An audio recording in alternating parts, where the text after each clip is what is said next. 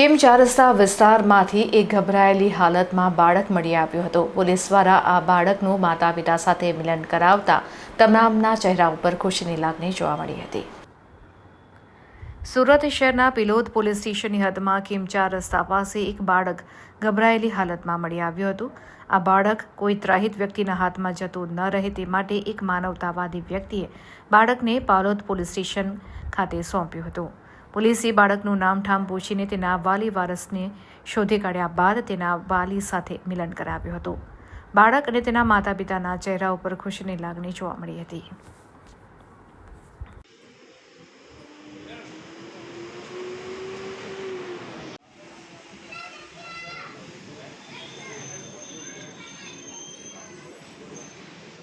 ये छोटे भाई का लड़का है। सुबह सुबह दुकान पे आ गया था तो ये घर से पैदल ही ऐसे ही आ गया चौकड़ी पे।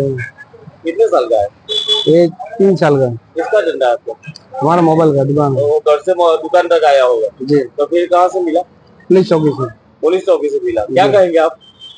अच्छा है, पुलिस का काम बढ़िया है। बच्चों को ध्यान रखना, बच्चों का ध्यान रखना, घर पे माँ बाप को ध्यान रखना चाहिए बच्चों का।